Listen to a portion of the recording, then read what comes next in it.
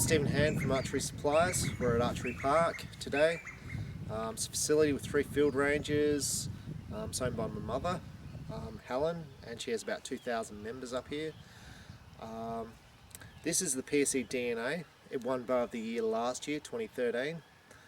And I want to just take you through it and what's good about it and why it would have won Bow of the Year. There's lots of reasons, but let's go through it.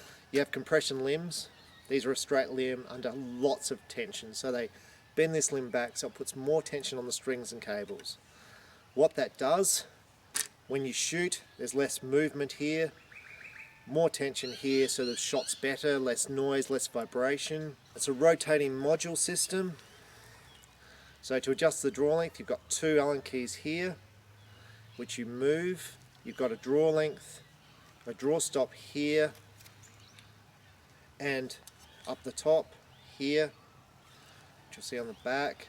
So to adjust the draw length on the DNA and all PSEs, you loosen off the 2 screws here, and you'll see there's letters A through to I, A being the longest, and whichever letter you move it to here, you move the draw stop here too. Pretty simple. I've seen people set this to A and this to B. No, A here, A here, A here, A here. So 4 A's and the bow's all good. This bow's pretty light. They've put a lot of work in to reduce the weight of this bow. Engineering wise on this bow, it's brilliant. When you shoot a bow, bows tend to torque left to right. So the engineers have taken more from the top here out on the right hand side here. They've machined more out here, and on the bottom they've taken it out on the left hand side. So they've actually reinforced it on the right hand side here and reinforced it on the left hand side here to get rid of the torquing. This bow shoots about 355 feet per second, so it's not as fast as the full throttle, which is 370, but it's one of the fastest bows made. The advantage of this over the full throttle, it's got adjustable draw length, a bit easier to shoot. It's a bit lighter, the bow. Like all PSEs, you've got the marks over the arrow rest over here to allow you to set it up.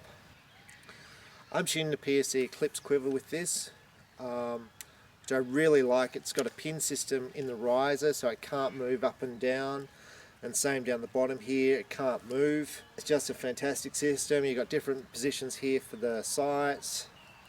It's truly a great bow. For 2014, this bow's still in production, but it's also available with the smooth cam. So if you want an easier draw, that comes in a smooth cam, and for me the smooth cam is what sells.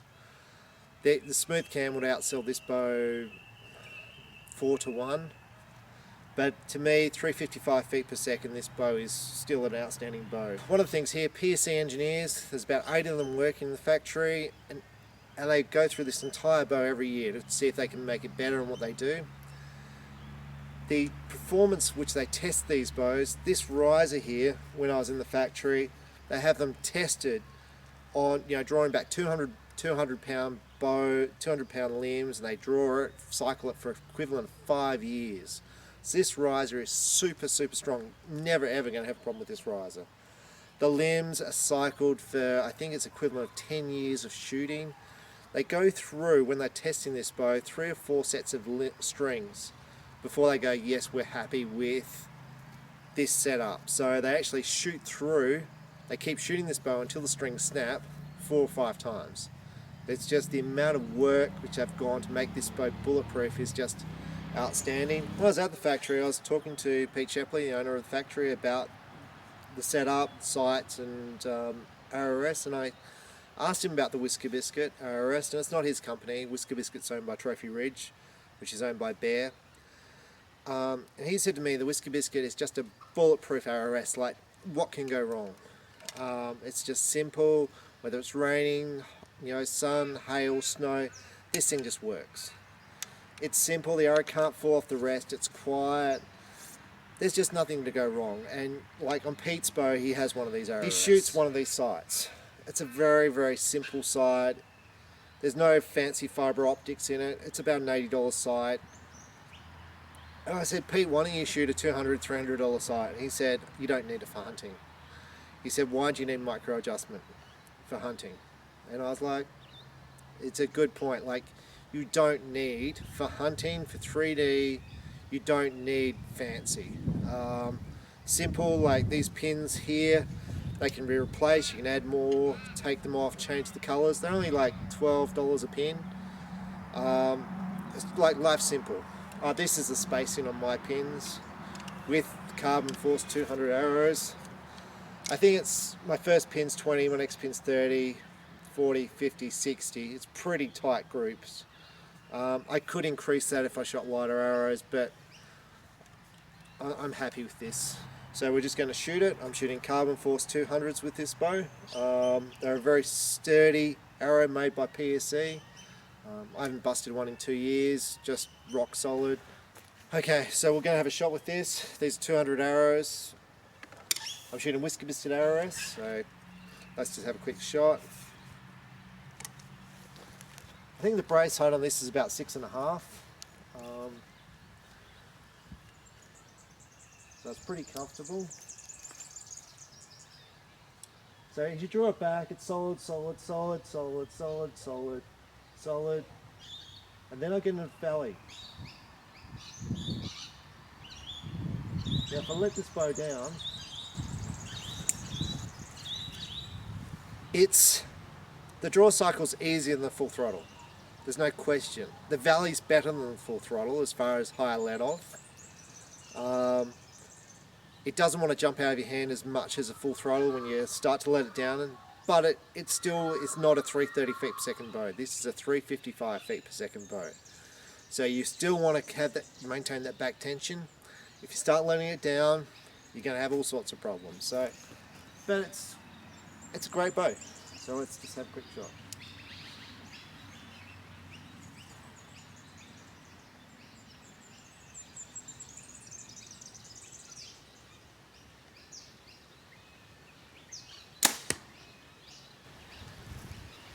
The bow itself, it just doesn't move in your hand. It's just amazing. It really is. For one of the fastest bows ever made, this bow is amazing. Now I've got an Omega stabilizer with it.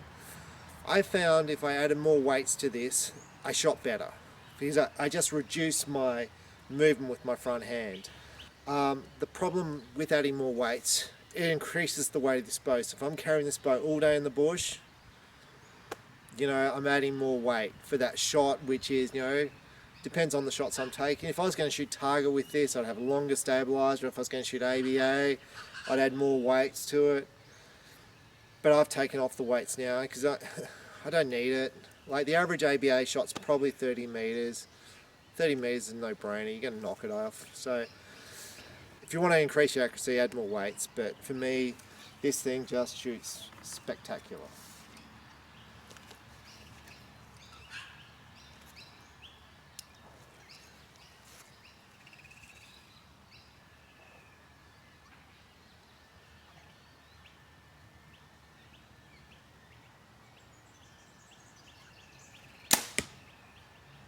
I'm going to show you what this bow is like without the stabilizer. For me, when this bow was voted Bow of the Year, it was no surprise to me. I go to the ATA show every second year and I shoot every bow at the show. I love the full throttle because scientifically it's just such an advancement in archery. But to me, this is probably a better bow because you've got the adjustment. It's a bit lighter. So I understand why this bow beat the full throttle for Bow of the Year. The balance without a stabilizer in your hand it leans forward. So to shoot this thing without a stabilizer, which many of bow hunters do,